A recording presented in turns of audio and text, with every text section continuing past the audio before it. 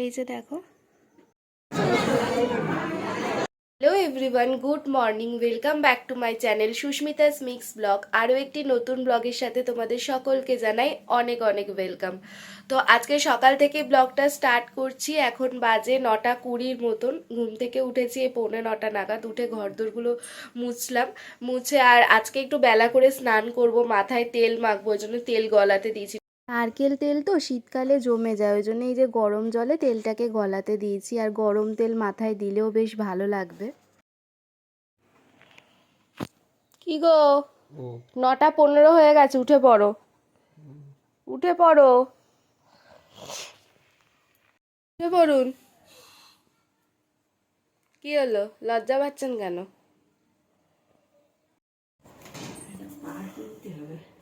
মা পুজো দেবে বলে সারা পাড়া ফুল খুঁজে বেড়াচ্ছে, কিন্তু ফুল আর পাচ্ছে না। যদি আমি না যাই তোমরা যেও, বলে এই যে চুরি চামারি যে হচ্ছে না, আমার এই ভয়ে যাবে তাহলে তো বাবার বন্ধু, বাবা যাবে না আর আমরা যাবো।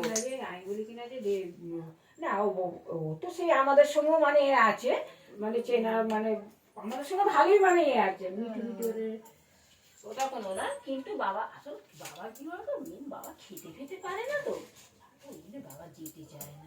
তাও আমি বলেছি তুমি যাবে, মিষ্টি মিষ্টি খাবে।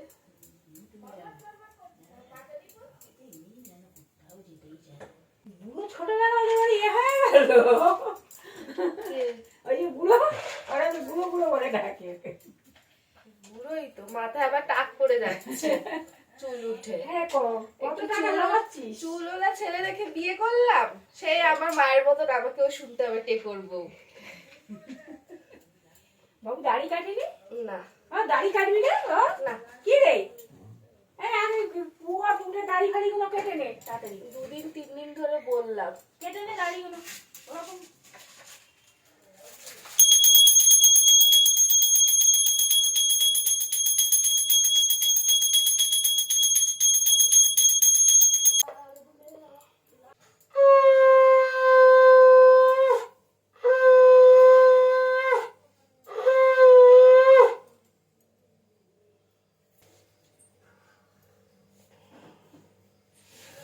কত চুল উঠছে খালি, দেখো এই দেখো, এই কৌটোটা আবার ভর্তি হয়ে গেছে।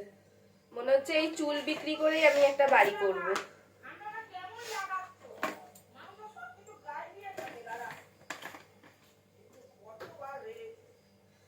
আমাদের ঘরে সবকিছুর সাথে আমার চুল ফ্রি পাবে। খাবারের সাথে, ঠাকুরের জায়গায়, জুতোর মধ্যে, সবকিছুর মধ্যে। সকালবেলা যে আমি মানে ঘর মুছি, কাপড় দিয়ে ঘর মুছি, নাতা কাপড় দিয়ে না চুল দিয়ে মুছি বুঝতে পারি না, এত চুল উঠছে, এত চুল উঠছে, কি করব জানি না। ওইটার পরে কি করবি, ওই শুধু শরীরটা বল কি তো মাথায় কি আছে, সেটা গেঞ্জি কাটিয়ে দে। আচ্ছা ঠিক আছে।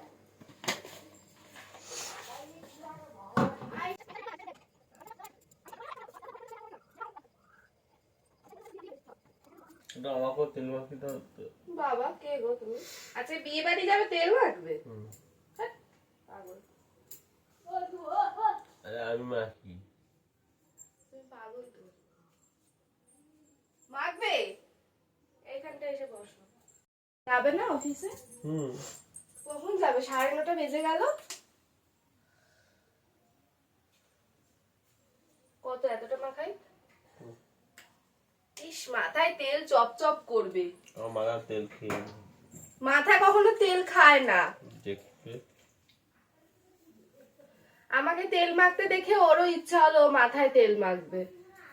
আর আজকে দেখো বিয়ে বাড়ি রয়েছে, মাথায় এত তেল নিয়ে ও নাকি বিয়ে বাড়িতে যাবে। চুল দাড়িটা জানো না, 1 সপ্তাহ ধরে চুল দাড়ি কাটাতে বললাম, কাটালো না। পাগল টাগল আছে তো একটু। ওই যে চুল ফুল কাটাও না বলে তোমার সব চুল উঠে যাচ্ছে।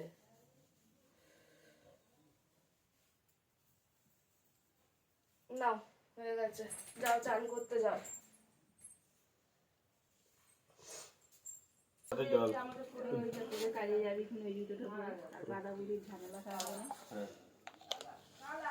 দাঁড়াও বোতলটা আটকাই। তোমার ব্যাগ তো না, যেন বস্তা।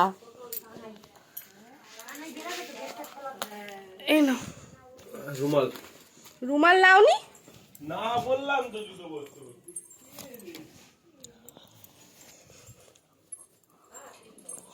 ধরো।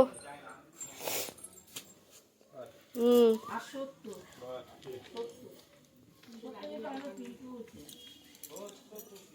বেরিয়ে গেল অফিসে, এবারে আমি যাব স্নান করতে। মা রান্না করবে বলে বাঁধাকপি কাটতে বসেছে, আজকে রান্নার ডিপার্টমেন্ট মায়ের। তো স্নান করে চলে এসেছি, আর মা এই যে এইদিকে ম্যাগি করে রেখেছে। এখন একটু আমি আর মা ম্যাগি খেয়ে নেবো, আর ওইদিকে মা এদিকে রান্না করছে। তো এখন আর সেরকম কোনো কাজ নেই, ওইদিকে মা রান্নার সব কাটাকুটি করে নিয়েছে, নিয়ে রান্না বসিয়েও দিয়েছে। তাই আমি এখন একটু ম্যাগিটা খেয়ে নেব, খেয়ে নিয়ে তারপরে আমার একটু অফিসের কাজ করব।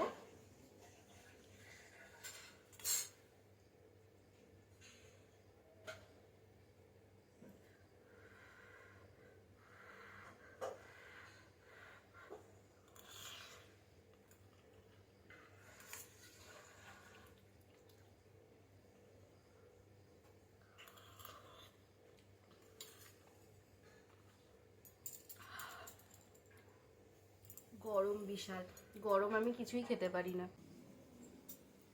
তো এখন বাজে সন্ধে 6:30টার মতন। দুপুরের পরে আর ব্লগটাকে কন্টিনিউ করা হয়নি, দুপুরবেলা একটু শুয়েছিলাম। আমি আবার আমার একটা নতুন ফেসবুক পেজ ওপেন করেছি, তো সেটার লিংক আমি তোমাদেরকে শেয়ার করে দেবো, তোমরা চাইলে ফলো করে দিতে পারো। তো এখন বাজে 6:30, বললামই তো আজকে বিয়ে বাড়ি আছে, তোমাদের সকালে বলেছিলাম। তো যেহেতু বাবার বন্ধু, তো বাবা মা সবাই যাবে, তো ওই জন্য বলছে একটু তাড়াতাড়ি বেরোবে, কারণ আমাদের এদিকে না শীতকালে একদম সবাই তো তাড়াতাড়ি শুয়ে পড়ে, তো নিস্তব্ধ হয়ে যায়। তো ওই জন্য বাড়ি ফাঁকা রেখে যেহেতু যাবে, ওই জন্য বলছে তাড়াতাড়ি যাবে তাড়াতাড়ি আসবে। তো এখন আমি ওই জন্য কি শাড়ি পরবো সেটাই এখন আমি ডিসাইড করে উঠতে পারছি না।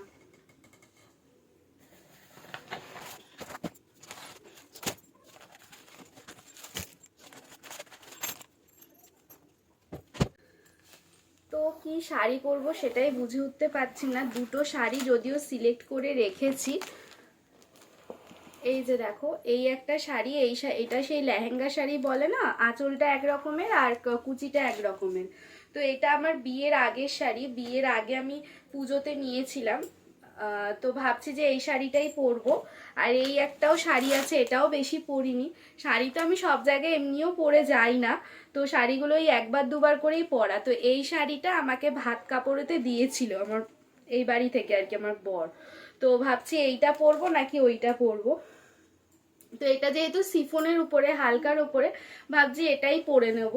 তো শাড়িগুলো বার করে রাখি, ও অফিস থেকে ফিরলে ও চাটা খেয়ে ফ্রেশ হয়ে তারপর সবাই মিলে বেরিয়ে পড়বো। আর আমার যেহেতু সাজতে একটু সময় লাগে, তো সেই কারণে আমাকে একটু আগে থেকেই সাজগোজ স্টার্ট করতে হবে আর কি। আর কি হয়েছে জানো, আমি কালকে থেকে ফেসবুকে ব্লগ পোস্ট করছি, ঠিক আছে? তো কালকে একটা ব্লগ পোস্ট করেছি, হঠাৎ করে একটা ছেলেকে আমি চিনি না জানি না, সে আমার ব্লগে এসে উল্টো পাল্টা যাচ্ছে তাই ভাবে কমেন্ট করছে। তো ওনাকে আমি বলছি যে আপনি পুরো ব্লগ না দেখে আপনি কেন কমেন্ট করছেন? বলছে পুরো ব্লগ দেখার সময় নেই, আমি হেডলাইন পড়ে হেডলাইন দেখে যেটুকু বুঝেছি সেটুকু দেখেই কমেন্ট করছি। তো ওনাকে আমি একটা কথাই বললাম যে আপনার যখন ব্লগ দেখারও সময় নেই, তাহলে আপনি হেডলাইন পড়ে কমেন্ট করে কেন সময় নষ্ট করছেন? যাচ্ছে তাই ভাবে আমার ব্লগের মধ্যে কমেন্ট করে যাচ্ছে, এত নোংরা লোক। আমার ফ্রেন্ডেও নেই সে, তাকে আমি চিনিও না, কোথায় থাকে জানিও না, উল্টো পাল্টা ব্লগে কমেন্ট করে যাচ্ছে। আর কি বলতো, মানে বাজে কমেন্ট করে একটা আলাদা ব্যাপার, নোংরা কমেন্ট করছে। তো এত আমার মাথাটা গরম হয়ে গেছে কি বলবো। তারপর ভাবলাম যে ওর মতন কমেন্ট করে যাক, আমি ফেসবুকে ওর কমেন্ট সব কিছু নিয়ে পোস্ট করে দিয়েছি, ওর প্রোফাইলে সবাইকে বলেছি রিপোর্ট মারতে। কারণ ওইসব নোংরা লোকেদের সাথে যত তর্ক করব তত ওরা তর্ক করেই যাবে, বেকার ওদের সাথে মুখ লাগিয়ে লাভ নেই। তো চলো আমি একেবারে রেডি হয়ে তারপর আবার তোমাদের সাথে কথা হচ্ছে। তো এই যে আমি রেডি হয়ে গেছি, আর ওর অবস্থা দেখো, অফিস থেকে এসে মানে ও নিচে নেমেও রেডি হতে পারছে না, ওই বিছানাতে বসে বসেই রেডি হয়ে নিচ্ছে কম্বল গায়ে দিয়ে। এই যে দেখো,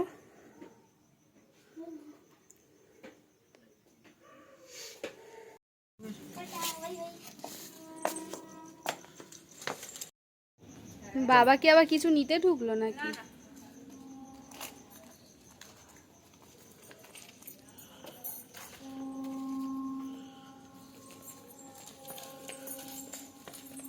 তো ফুল ফ্যামিলি মিলে সাজুগুজু করে বেরিয়ে পড়েছি। এখন বাজে সন্ধ্যে 8:30টার মতন। একটু তাড়াতাড়ি বেরিয়েছি কারণ তাড়াতাড়ি ফিরে আসবো বলে। আর বিয়ে বাড়িটা আমাদের পাড়াতেই হচ্ছে, কিন্তু ভিলাটা যেখানে ভাড়া করেছে সেটা আবার আমাদের বাড়ি থেকে 10-15 মিনিটের মতন হেঁটে যেতে হবে।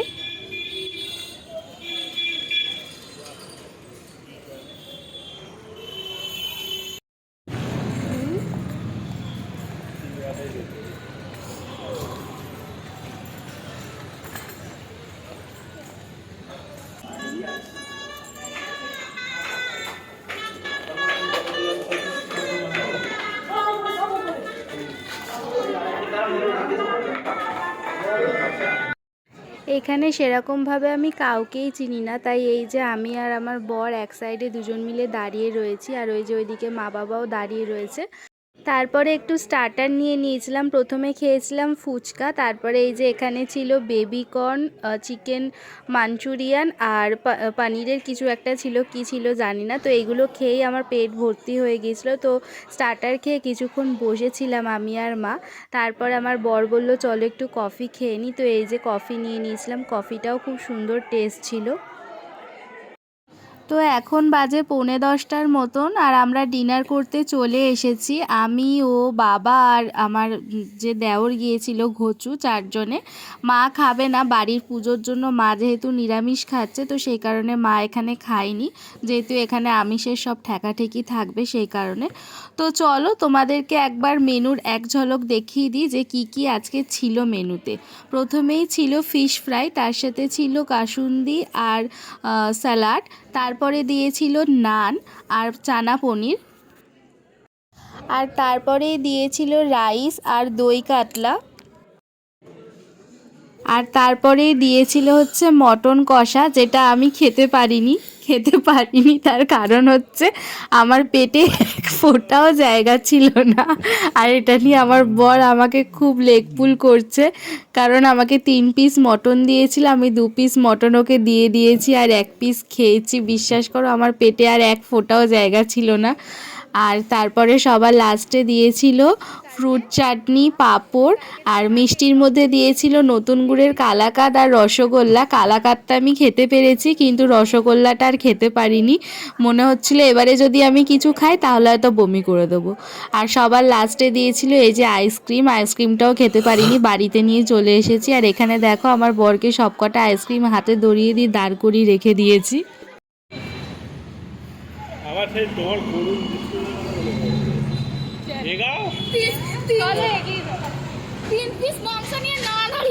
তো বিয়ে বাড়ি ঘুরে বাড়িতে চলে এসেছি। এখন বাজে রাত্রি 10:30টার মতন। ও একটু আবার বাইরে দাঁড়ালো রিন্টুর সাথে গল্প করবে বলে। আর আমি ভাবছি যে দুটো শর্টস বানিয়ে নিয়ে এই সময় বানিয়ে নিয়ে তারপরে ফ্রেশ হবার, খাওয়া দাওয়া করে তো পুরো আমার অবস্থা খারাপ, মানে আর এক ফোঁটাও জায়গা নেই পেটে আর কি। তো চলো আজকে ব্লগটা এই পর্যন্তই। যদি ভালো লেগে থাকে কি করতে হবে তোমরা তো জানোই, লাইক করে দিও। আর যারা এখনো চ্যানেলটাকে সাবস্ক্রাইব করোনি তারা ঝটপট সাবস্ক্রাইব করে দাও। তো চলো আজকে এই পর্যন্ত। সকলে ভালো থেকো, সুস্থ থেকো। দেখা হবে আরেকটি নতুন ব্লগের সাথে। টাটা।